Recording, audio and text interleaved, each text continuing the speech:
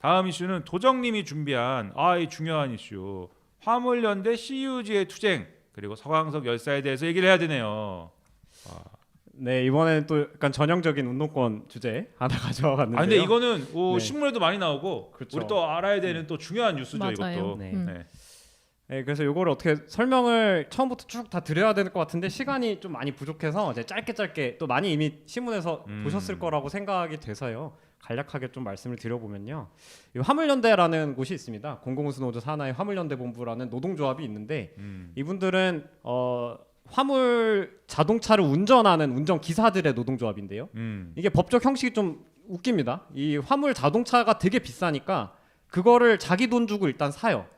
그 다음에 그 소유권을 그 화물차를 운영하는 화물차주나 그 운영하는 회사에 맡긴 다음에 그거를 다시 빌려서 타는 형태로 운영을 하게 됩니다. 그래서 이제 개인 사업자처럼 운영을 하게 되는 건데요. 그렇다 보니까 이게 노동법에 있는 정확한 그 노동자라는 그거에 정확하게 부합하지는 않으면서도 근데 사실 단체로는 되게 힘든 일을 다 같이 똑같은 근로조건 적용받으면서 일을 하는 그런 사람이다 보니까 노동조합이 생기고 이런 상황이 되어 있는 거죠. 그래서 되게 화물자동차 뭐 고속도로 운전해 보신 분들은 다 아시겠지만 화물자동차의 앞이나 뒤로는 절대 가지 마라. 이런 얘기 많이 하잖아요. 네. 왜냐하면 과로 때문에 이제 장시간 노동하시기 때문에 그분들이 뭐 졸음운전할 수도 있다 이런 얘기를 하는데 뒤집어 말하면은 그 정도로 이제 오랫동안 이제 졸음운전을 해야 될 정도로 열악한 조건에 놓여 있는 그런 분들이 그렇죠. 네. 그래서 지금 이번에 문제된 것은 이제 CU 편의점, 우리가 많이 이용하는 CU 편의점에 물품을 배송하는 화물 기사들의 노동조합이었는데요. 하루에 약 13시간 정도 장시간 노동을 했다고 하고 당연히 근로기준법 적용 안 되니까 이렇게 막 굴립니다, 사람을. 그러니까 소위 개인 사업자라고 해서 근로기준법 적용 안 하는 것이고 그 외에 그쵸. 여러 가지 노동자가 받을 수 있는 보호, 현행 법상의 보호를 다 이제 못 받는 그런 처지에 있는 거죠. 그렇죠. 근데 그렇다고 해서 개인 사업자면 그럼 적어도 일하고 싶을 때 일하고 쉬고 싶을 때 쉬어야 되는 거 아니겠습니까? 그렇죠. 내가 개인 사업자면 가게 쉬고 싶으면 쉴 수 있어야죠. 맞아요. 근데 그렇게도 못하게 하는 게 또 문제였다는 거죠. 만약에 화물 노동자가 내가 아프거나 뭐 경조사가 있어서 일을 빼야 돼. 그러면은 그날에 다른 차량을 넣어야 되기 때문에 그걸 대차 비용이라고 하는데요. 대차 비용을 자기가 직접 부담하는. 그래서 하루에 막 60만 원에서 심하게 80만 원까지 가는 돈을 스스로 내지 않으면 쉬지 못하는 그런 구조를 지금 만들어 놓고 있었습니다. 그러니까 내가 쉬는 건 내가 쉬는 건데 내가 쉬어서 예를 들면 그날의 배송이 펑크가 나면 그 펑크가 나는 배송은 그러면 회사에서 알아서 다른 차를 수배하든지 다른 차를 뭐 메꿔서 해결해야 하는 게 당연할 것 같은데 그게 아니라 내가 펑크를 냈기 때문에 그 배송을 어떻게 메꿀 거냐를 내가 다른 차를 구해가지고 지금 메꿔야 된다 그 얘기인 거죠. 네, 그렇습니다. 그런 게 어디 있습니까? 이게 사실 근로기준법에는 말이 안 되는 일인데 근로기준법뿐만이 아니고 상도위가 아니잖아요. 네. 이게 그런 게 어디 있어요 이게. 근데 그게 지금 이 바닥의 상도인 거죠. 이번 상도이기 때문에 이분들이 지금 노동조합까지 결성을 하기에 이른 것입니다. 네, 노동조합에 결성을 해서 당연히 이제 노동조합을 결성하면 뭘 해야 되냐면 파업을 하고 뭔가 이렇게 요구를 해야 될 거 아닙니까? 교섭을 하자. 했죠. 또 나와서 이제 나랑 이제 책임 있는 사람 나와서 얘기 한번 하자라고 해야 되는데 문제는 이분들이 개인 사업자고 2차, 3차 하청 구조로 막 엮여 있어요. 복잡한 계약 관계 때문에 실제로 CU를 운영하는 BGF 리테일이라는 회사랑은 직접적 계약 관계가 없는 거예요. 일부러 그렇게 설계를 했기 때문이기도 하고요. 그런 상황이다 보니까 이 BGF 리테일은 나 너네랑 계약한 적 없어. 너네 이제 계약한 화물 회사들이랑 얘기해. 난 모르겠어. 이런 식으로 교섭을 거부하는 그런 일이 발생을 했던 것이죠. 그래서 이제 이 화물연대 CU지회에서도 이런 이제 교섭을 계속 BGF 리테일이라는 원청을 상대로 요구를 해 왔었는데요. 그래서 지난 4월 5일부터 파업에 돌입을 해서 전국에 있는 CU 물류센터에서 이제 파업을 하면 어떻게 해야 됩니까? 물류센터를 멈춰야 되잖아요. 멈추기 위해서 그 앞에서 연좌 농성을 하면서 차가 들어가거나 나가지 못하게 우리 이제 파업 중이니까 그렇게 막게 된 것입니다. 근데 그런 상황 속에서 이제 계속 대치가 길어지니까 사측에서 한 게 뭐냐면 이제 경찰을 불러서 이 사람들이 좀 불법으로 도로를 점거하고 있으니 우리 차가 나갈 수 있게 치워달라라고 이렇게 민원을 넣은 거죠. 그래서 경찰은 이 도로를 점거하고 있는 게 이제 불법이다. 뭐 여러 가지 죄를 들 수 있겠죠. 뭐 일반 교통 방해니 뭐 이런 죄들을 들어서 그 사람들을 경찰 병력을 동원해서 한쪽으로 밀어내고 그렇게 열린 도로로 빠르게 이제 사측의 화물 차량들을 내보내는 그런 이제 일을 벌였던 거예요.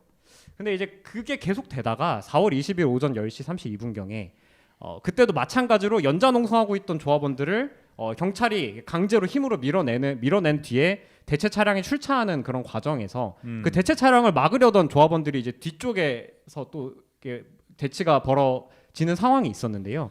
근데 이게 아까 말씀드렸듯이 대체 차량이 이제 빠르게 빠져나가는 과정에서 조합원이 그 앞에 서 있었음에도 불구하고 그 차량 운전자가 차를 멈추지 않고 시속 한 16km 정도였다고 하는데요. 계속 차를 이렇게 운행을 하게 되면서 서광석 열사, 서광석 조합원이 그 차에 깔려서 사망하는 그런 끔찍한 사고가 발생을 하게 됐습니다.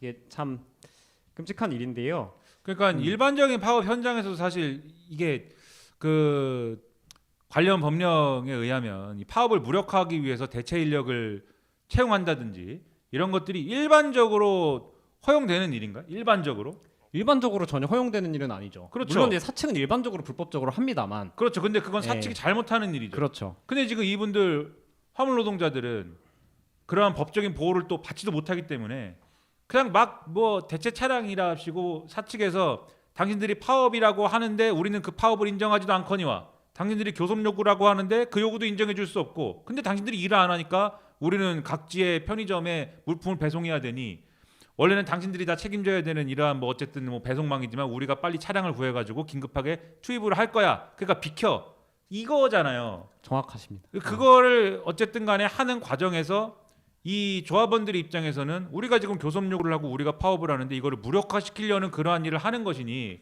그거를 막아야겠는 것이고 그래서 실랑이나 하는 과정에서 이러한 사고가 벌어졌다 이 얘기인 거잖아요.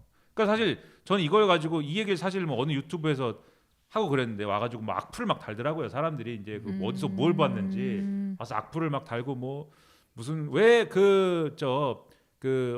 대체 인력으로 들어간 사람들도 노동자인데 왜 노동자가 일하는 거를 왜 무슨 권리로 노조가 막느냐라는 둥, 그러니까 전후 관계를 완전히 왜곡해갖고 이 댓글을 달고 난리를 치는데 사실 물론 이 운전한 사람의 이제 어떤 책임을 분명히 물어야 되고 규명을 해야 되겠지만 저는 이 배우의 논리, 배우의 어떤 책임이라는 거는 당연히 사측이 제일 크다는 물론 이 당연히 당사자의 책임이 큰 거지만 사측의 책임이 상당 부분 있다고 생각이 되는 거고 그게 일반적인 어떤 그 논리가 아닌가라는 생각이 들거든요. 근데 이번에 이 사건에 대한 어떤 언론 보도나 또 여러 가지 평가들을 보면 그 부분을 충분히 또 조명하지 않고 있는 것이 아니냐라는 생각도 들어요. 저는 그게 또 이 화물 노동자이기 때문에 특수고용 노동자이기 때문에 벌어지는 일이 아닐까라는 생각도 들고 뭐 어쨌든 저는 그런 느낌이 들었습니다.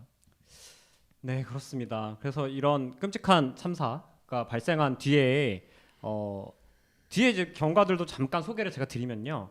근데 경찰이 생각보다 되게 이례적으로 신속하게 이 일을 처리를 합니다. 4월 20일 당일에 당연히 이제 그 운전자였던 A 씨를 특수상해 혐의로 체포를 했는데요. 이틀 뒤에 살인 혐의로 이거를 변경해서 바로 입건을 하면서 이제 구속영장을 신청하게 이릅니다. 이제 살인 혐의라는 게 보통 일반적으로 그 살인의 고의를 입증해야 되기 때문에 그러니까 내가 이 사람을 죽일 의도 혹은 죽을 수도 있는 걸 알면서도 그렇게 운전을 했다는 의도를 가지고 내가 운전을 했다. 이 부분을 입증해야 사실 쉽지는 않은 혐의인 거거든요. 근데 그럼에도 불구하고 되게 빠르게 이렇게 입건을 하게 되고요.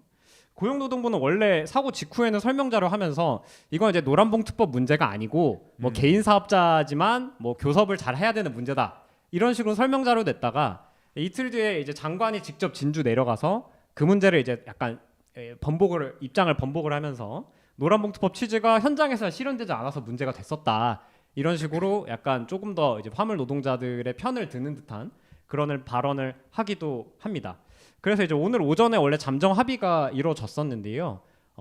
원래 이제 5월 1일 노동절이죠. 노동절에 원래 노동자들의 대규모 집회들이 있는데 그게 이제 서광석 열사 이 정신 계승투쟁으로 좀 기획이 되기도 했고 이런 투쟁이 점점 확대되려는 그런 조짐이 보이니까 아무래도 이 문제를 좀 빠르게 마무리 지으려는 이런 정부와 어떤 또 원청 측에 이런 부담이 있었던 것으로 예상이 되는데요.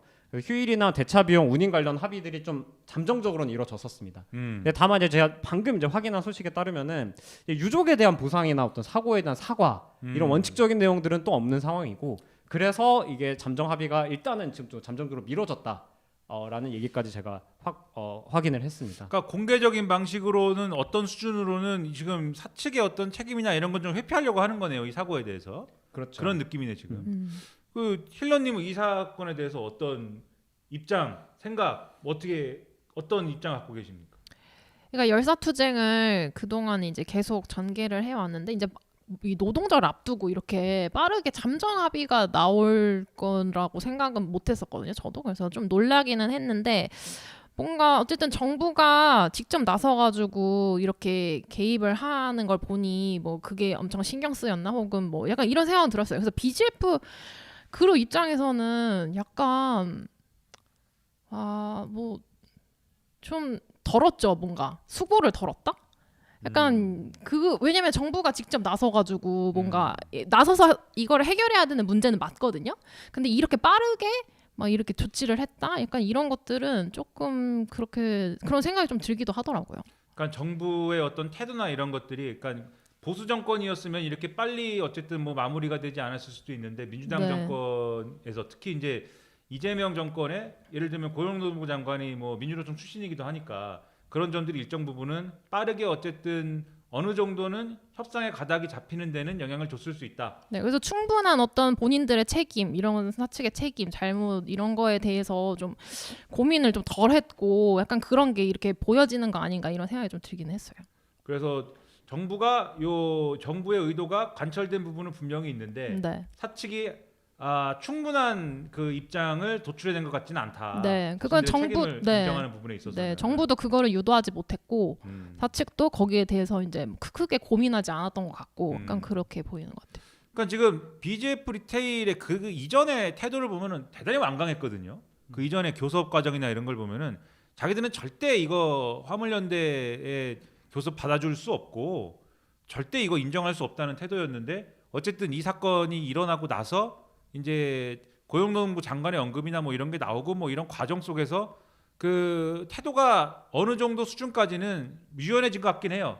예, 유연해진 것 같긴 한데 여전히 사측의 지금 이 사건의 자체에 대한 어떤 책임을 인정하는 부분에 있어서는 미흡하다. 그런 분명한 사실인 것 같고 아까 고용노동부의 이제 태도와 관련해서 말씀하셨는데 그 직후에 나온 이제 설명 자료를 보면은 이제 말씀하신 대로 그렇게 되어 있는 거죠. 이거는 노란봉투법의 이제 한도를 벗어나는 사건이다.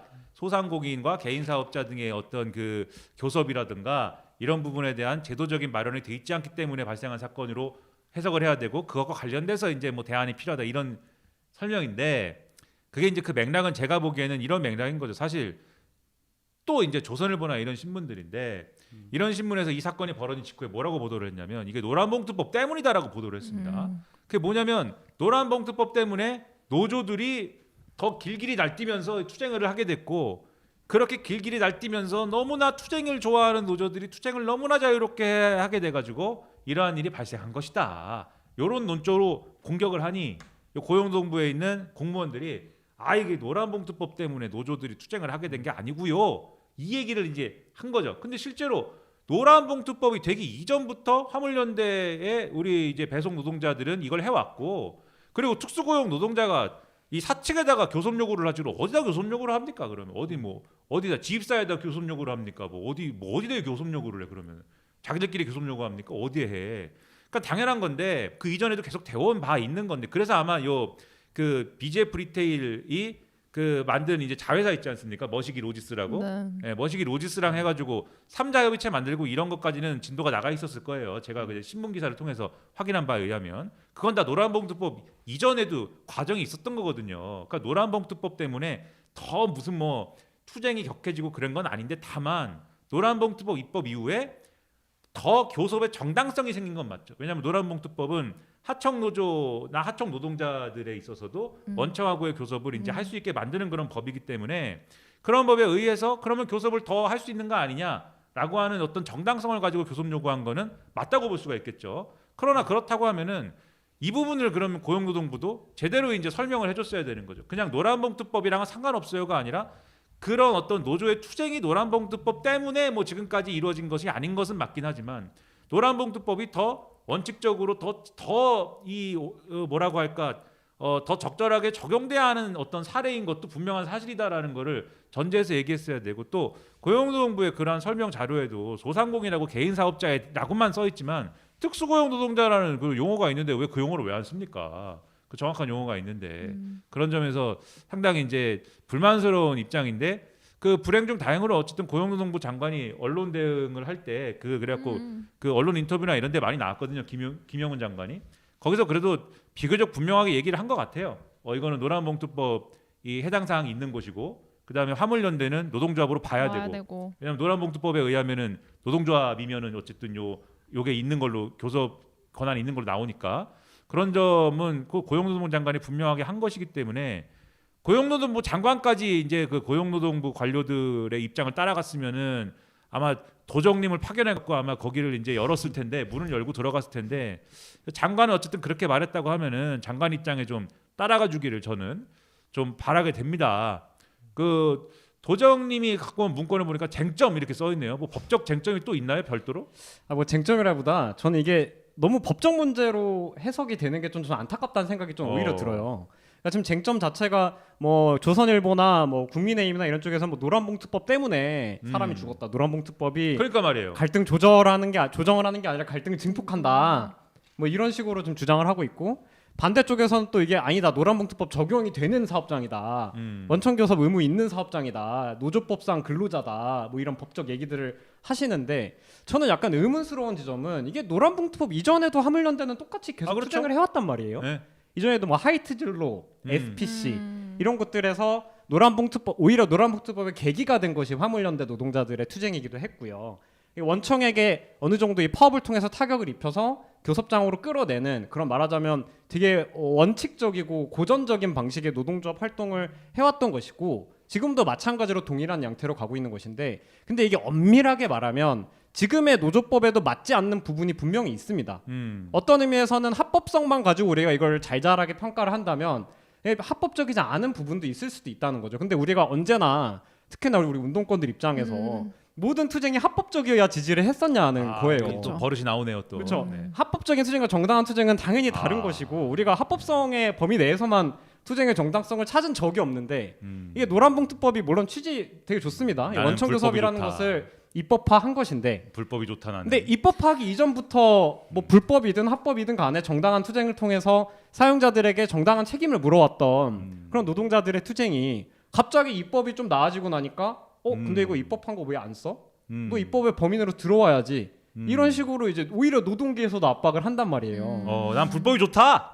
뭐 불법도 필요하다면 해야 된다. 훔쳐야 네. 한다. 정당한 것과 불법 네. 합법은 좀 다르다라고 저는 생각합니다. 열쇠를 열어야 된다. 열쇠 없어도 그렇죠. 된다. 네, 야. 열쇠를 여는 뭐 안에 있는 상자를 열면 그만 아니겠습니까? 열기만 하면 된다. 열쇠 찾느라 상자 못 여는 것보단 낫다. 야, 역시 도적이다. 네.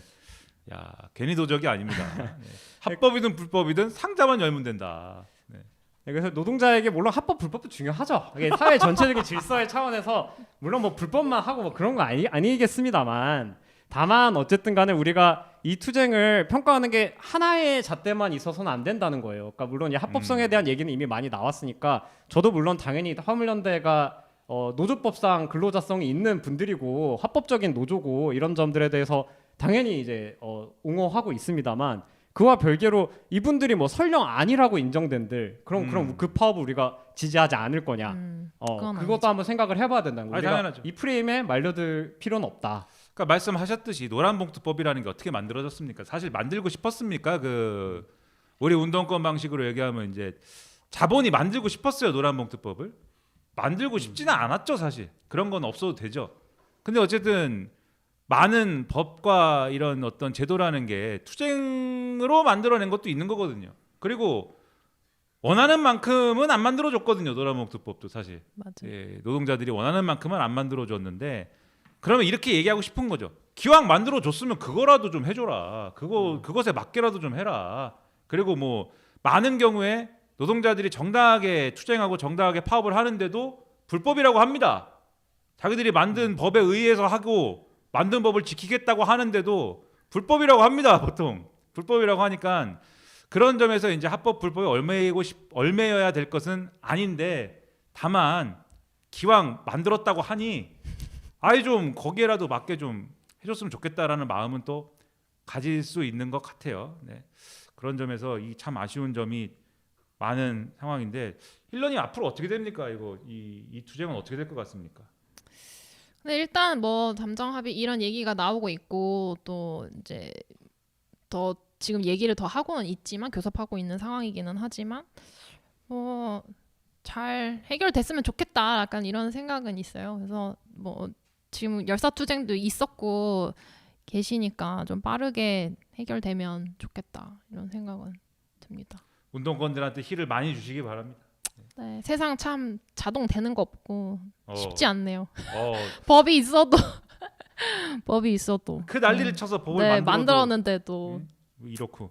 네. 자, 이 도정님이 이 문서를 넘겼기 때문에 여기까지 얘기하고 이제 지금 홍성만이 왜 그런지 모르겠는데 이 방송은 전부 홍성만이 책임지고 있습니다. 이 여기서 나온 모든 얘기는 홍성만이자 도적의 이러한 불법 옹호 발언도 홍성만이 책임집니다. 여러분 불만 있으면 홍성만에게 따지기 바라시고요. 그런데 이 홍성만이 지금 광고를 갖고 왔나요? 이 광고는 도정님이 준비해 온 건가요 지금? 네. 대본에는 뭐 그렇게 돼 있긴 한데요. 네.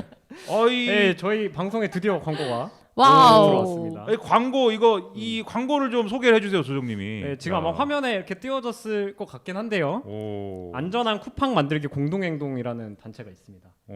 쿠팡에 여러 노동자들이 일하다가 돌아가신 분들이 여러 많으시고 또 새벽 노동으로 인해서 많은 분들이 또 건강상 위해를 겪고 계시는 문제가 있어서 만들어진 공동행동인데요. 이번에 꿀밤 선언이라는 것을 시작하게 됐는데요. 이 새벽에 동의하지 않습니다. 그리고 더는 누군가의 밤과 새벽을 희생시키지 않겠습니다. 라는 선언입니다. 지금 자료화면으로 나가고 있는 것 같은데요.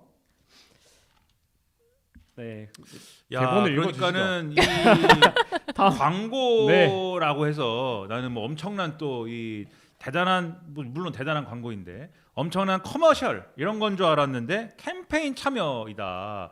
아 근데 이 공익 광고 같은데 이게 운동권적인 그런 게 아니네요 이게. 이게 운동권적인 것이 아닌가요? 아 그러네 이게 운동권적인 거네. 이것이 운동권입니다. 그러네 그렇죠. 그러게요. 네. 이것이 광고까지 운동권이지. 훔쳤네 도정님이. 야. 네, 그래서 우리 새벽 배송이라는 것이 네. 사실 이전에 새벽 배송 이전에도 우리가 정상적인 삶을 잘 영위해 왔지 않습니까? 근데 이게 어떤 자본이 새롭게 만들어낸 그런 상품이란 말이에요. 근데 그 상품 때문에 새벽 배송을 하는 배송 노동자들이 지금도 위험한 노동을 이어오고 있기 때문에 이런 위험한 노동을 앞으로도 계속 강요하면서 할 수는 없지 않겠느냐라는 취지에서 이렇게 이 꿀밤 선언이라는 걸 시작하게 된 것 같고요. 야간 노동이라는 게 이미 많이 알려져 있습니다. 사고 위험도 높고요.